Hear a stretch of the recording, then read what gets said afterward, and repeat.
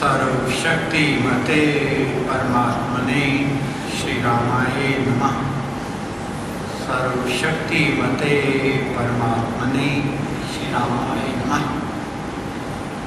आए हैं सो जाएंगे, राजा रंग फकीर एक सिंहासन चढ़ चले, एक बंदे जान संजी। जो नियति का नियम है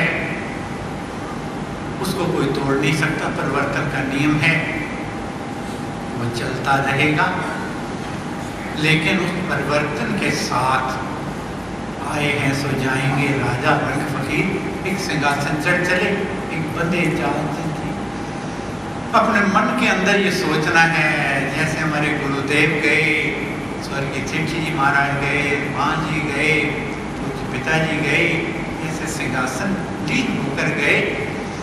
क्या हमने सिंहासन पर बैठ के जाना है या जंजीरों से बंधे हुए जाना है? जंजीरों से बंधे हुए जाना, फिर तो कोई मेहनत करने की जरूरत ही नहीं, फिर तो जिस तरह चल रहे हैं ठीक है, गाड़ी चल रही है, फिर तो सोचने की कोई जरूरत ही नहीं है।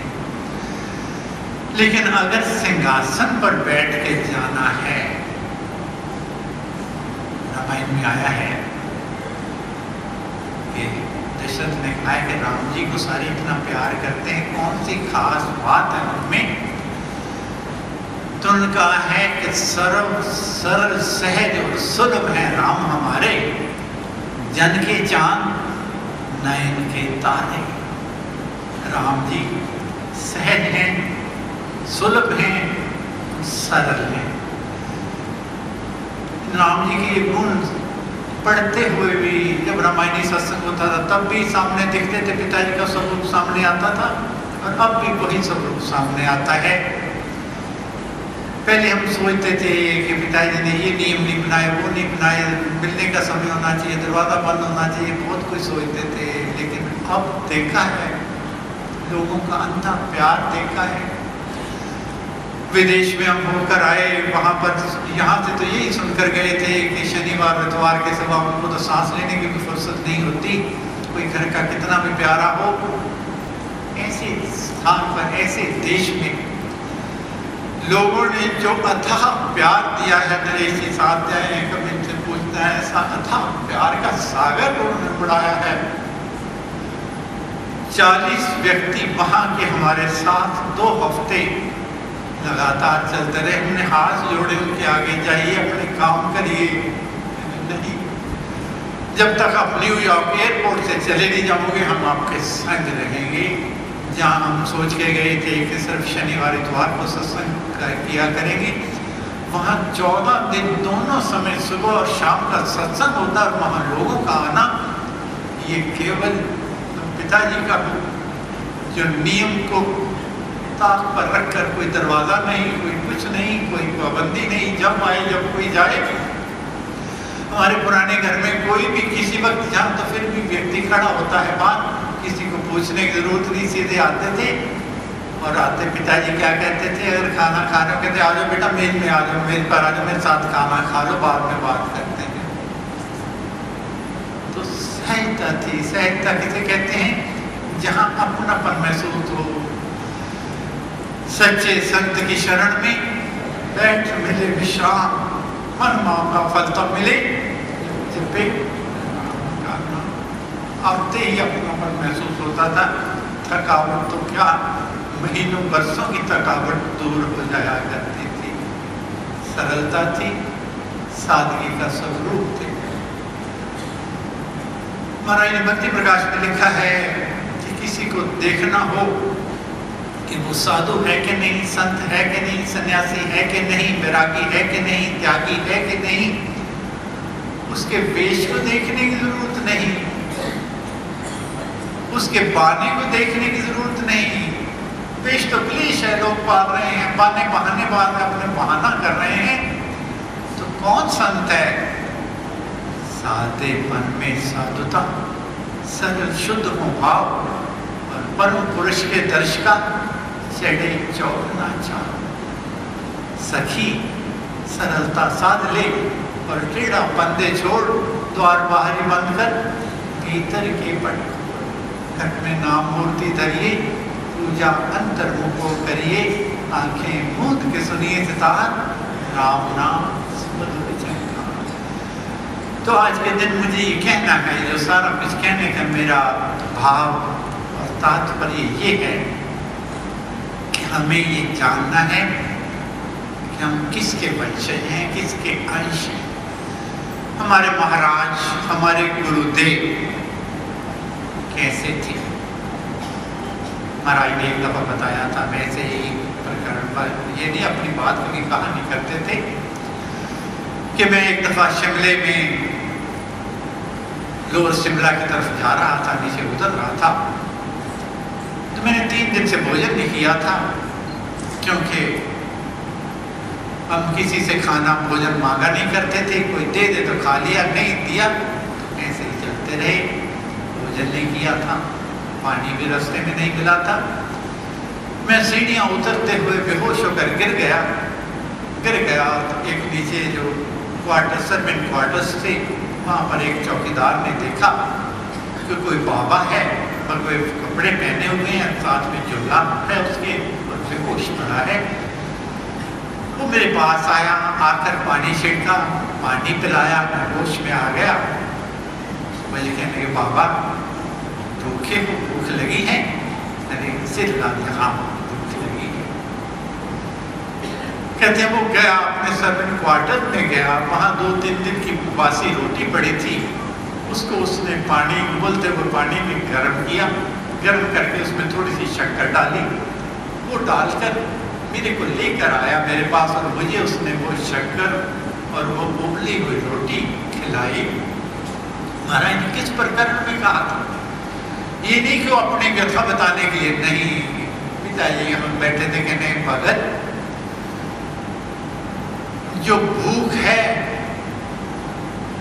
उसकी जो मन में रुचि होती है वो भोजन की रुचि में नहीं होती। भोजन कितना भी स्वादु हो, अगर भूख ना हो तो उसका स्वाद नहीं होता, स्वाद तो भूख का होता है। जो मुझे भोजन का स्वाद, तृप्ति उस दिन हुई थी, वो उबली हुई सूखी रोटी खाकर, वैसा भोजन शायद ही कभी दोबारा मिला हो। तो तात्पर्य क्या है कि हमारे अंदर भूख है कि नहीं है, तलब है कि नहीं है। कहते हैं एक संत रेलवे में सफर कर रहे थे, साथ में एक लाला जी बैठे हुए थे, एक आया पानी पिलाने वाला, वो गिलास पानी का 8 आने का गिलास दे रहा था, 8 आने का गिलास पानी का जिसने पीना वो लोग पी रहे थे, 8 आने दे रहा था। कहते हैं उस लाला जी ने पूछा इधर आओ बेटा, कहने का आ गया, कहने का पानी का गिलास कितने का है? कहने का हमारा 8 आने का। कहने का 4 आने का देगा? वो लड़का जो पानी बेच रहा था वो बिना कुछ कहे मुस्कुराता हुआ वहां से चला गया। वो संतों ने उसकी मुस्कुराहट देखी, वो बहुत मिस्टीरियस सी थी। उनके पीछे आ गए, कहने के भाई प्यारे रुक जा, कहने वो रुक गया। कहने के तेरी इस मुस्कुराहट में ऐसे लगता था कोई शरारत भरी हुई है, कोई रहस्य भरा हुआ है। कौन सा रहस्य है जो तू खोलना नहीं चाहता? तू मुस्कुराता हुआ, तूने एक दफा में नहीं कहा 8 आने नहीं 40 पैसे दे दो, 35 पैसे दे दो, तूने कुछ भी नहीं कहा, पर मुस्कुराता हुआ तो गिलास वापस लेके आ गया। क्या कारण है इस रहस्य, क्या इसका? उसने कहा बाबा उस व्यक्ति को प्यास ही नहीं थी। जिसको प्यास होती है वो पहले पानी पीता है फिर पैसे पूछता है। वो पहले पैसे पूछने लग गया, उसको प्यास ही नहीं थी, तलब ही नहीं थी, उसको पानी क्या देना था। मुझे ये कहना है कि अगर हमारे को तलब होगी, जो कहते हैं राम नाम में सुख नहीं मिलता, राम नाम में बहुत दिन हो गए, हमारा मन नहीं लगता, एकाग्रता नहीं होती, अपने मन में ये सोचना है, ये विचारना है, ये देखना है, निरीक्षण करना है कि क्या उस परमेश्वर का सिमरन हम उस तलब से कर रहे हैं, उस अलग को लखने की मन में ज्वाला प्रज्वलित है, क्या लगन की अगन प्रज्वलित है, या में से ही आ गए जैसे दुनियादारी के नाते पूरे करने होते हैं, आना है, 2 मिनट यहाँ भी हटना है, कहा हुआ है, महाराज ने कहा हुआ, पिताजी ने कहा हुआ है, जब कर लिया करो कि माला 3 फेरी थी, 2 फेरी को बात याद आगे चलती है। क्या हम सिर्फ केवल उसको एक औपचारिक रूप पर कर्म करने के लिए करते हैं, या हमारे मन में लगन की अगन है? अगर प्यास नहीं होगी, अगर भूख नहीं होगी, तो न पानी का स्वाद है, न भोजन का स्वाद है, और ना ही राम नाम के सिमरन में रुचि होगी। तो पहला तो मुझे ये कहना है कि आज के दिन हमने एक व्रत जरूर लेना है कि जिंदगी में सहजता, सरलता और सादगी, जिन चीजों के पीछे हम अंबार के पीछे फिरते हैं, घूम रहे हैं दुनियादारी के नाते, धन अर्जित करने के लिए, जन अर्जित करने के लिए, और चीजों के पाने के लिए, सुख, वास्तविक सुख के स्वरूप को भूले हुए, माया के स्वरूप को पहचानते हुए घूम रहे हैं। मुझे याज्ञवल्क्य जी की वो कथा जो महाराज ने लिखी है, महाभारत की प्रसिद्ध गाथा है कि याज्ञवल्क्य जी की 2 पत्नियां थी, एक कात्यायनी और एक मैत्रेयी।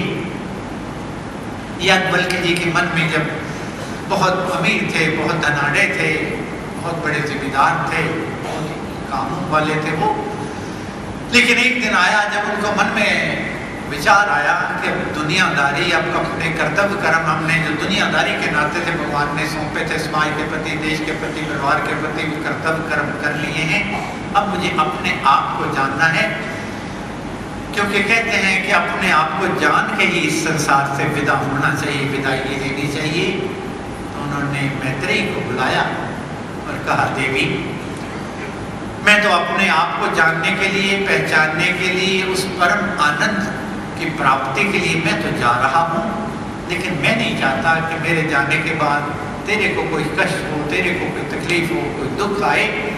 इसलिए जो भी मेरे पास धन है, अचल चल संपत्ति है, मकान है, जायदाद है, धरती है, हीरे है, मोती है, सोना चांदी है, जो कुछ भी है मेरे पास धन वैभव, उसको मैं 2 हिस्सों में बांटकर, एक हिस्सा कात्यायनी का, क्योंकि वो निपुण है, सुगढ़ व्यावहारिक ज्ञान भी है उसमें, तुम भोली वाली है, तुम दोनों में दे के जाना चाहता हूँ, ताकि तुम दोनों में कोई आपस में मनमुटाव ना हो, और तेरे को मेरे जाने के बाद कोई दुख ना हो। मैत्रेयी ने दोनों हाथ जोड़कर याज्ञवल्क्य के चरणों को छूकर प्रणाम करके कहा, पतिदेव, आप तो मुझे ये धरती, ये हीरे मोती, सोना चांदी और भी जो कुछ है, माया का धन वैभव, ये देकर और मुझे ये तृप्त करके जा रहे हो कि मेरे जाने के बाद तेरे को कोई दुख ना हो, तुम्हारे में मन मुटाव ना हो। मेरे को एक बात बताइए, इस छोटे से जो सामान है, थोड़ा सा इस साथ जगह पर सीमित है, ये धन धरती जो है, इसको छोड़िए आप, अगर संसार की सारी धरनी हीरे मोतियों से विभूषित जो भरी पड़ी है, धन भंडार से भरी पड़ी है, सोना चांदी हीरे मोती सबसे भरी हुई है, सब जन धन धन सब कुछ मिला के, सब कुछ दुनिया का हर भौतिक सुख का साधन मुझे उपलब्ध हो जाए, तो क्या मुझे वो सुख मिल जाएगा जिसकी तलाश में आप जा रहे हैं? तो उत्तर में मुनिवर्य बोले, धन नहीं मुक्ति के पट देवी, धन मुक्ति का द्वार तो नहीं खोल सकता, धन सुख तो नहीं दे सकता, सुख का साधन बन सकता है, क्योंकि धन है सुख का साधन बारा, और आत्मा को यूं लगता प्यारा, लेकिन दुख में जब ये कामना आवे, दुख का कारण ये बन जाए। सुख का साधन इस करके अच्छा लगता है, इसलिए आत्मा को प्यारा है, लेकिन जिस दिन दुख में जब ये कामना, उस दुख को दूर करने के लिए जब आपकी संपत्ति, आपका धन वैभव सब कुछ, आदमी कई दफा कहता है कि मेरे इस मित्र प्यारे को बचा लो, इसकी जिंदगी मुझे वापस दे दो। कईयों को देखा, बहुत करीब से देखा है कहते हैं कि मेरे बेटा बेटी और भी है, उनको जान मेरी उनकी दे दो, वापस दे दो, मेरा सब कुछ ले लो। दुख में जब ये कानून ना आवे तो दुख का कारण ये बन जाए। ये कहना है अपने असली स्वरूप को पहचानने के लिए, जैसे पूज्य पिताजी ने अपने जीवन को समर्पित किया, दुनिया के हवाले किया। क्योंकि गीता में वीतरागी का बार बार वर्णन आया है। वीतरागी जो है वो मेरा परम प्रिय भक्त है, भगवान कृष्ण जी ने बार बार कहा है। तो अर्जुन ने पूछा है कि वीतरागी कौन है, उसकी परिभाषा क्या है। तो महाराज ने भक्ति प्रकाश में कहा है, कई पूछते हैं कि परमेश्वर का परम भक्त कौन है वीतरागी। तो रोटी राम नाम की पीवे और परहित जाके सोवे जीवे। जिसका जीवन दूसरों के लिए समर्पित हो गया, दूसरों को सुख देने के लिए समर्पित हो गया, और जिसने रोटी राम नाम की पीवे, उसको कोई भी दुखों के सागर को पास, दुख का सागर उसको छू भी नहीं सकता। वो हमेशा सुख के सागर में रहता है, परमेश्वर का परम भक्त रहता है। आज के दिन पूज्य पिताजी को याद करते हुए यही कहना है कि जैसे गंगा माँ सींचती हुई अपने दोनों किनारों के अंदर रहती हुई जाती है, बहती हुई, लेकिन अपने जब किनारे तोड़कर समुद्र में समा जाती है, समुद्र का रूप बढ़कर उसी शक्ति में समा जाती है। तो पूज्य पिताजी भी आज के दिन इस भौतिक शरीर को तोड़कर इस ज्योति से, भौतिक ज्योति से बाहर आकर उस अखंड ज्योति में आज के दिन शामिल हुए थे। उनकी कृपा, उनका आशीर्वाद, उनकी मेहर की यातना करनी है। और सभी का कहना है, नरेश जी भी कह रहे थे, कहते हैं हमने सुना हुआ था कि जो संत हैं अपने नयनों से, अपने दृष्टि से दुनिया को बदल देते हैं, निगाहें मर्द कामिल से बदल जाती हैं तकदीरें। अगर विश्वास सच्चा हो तो कट जाती हैं जंजीरें कट होती हैं।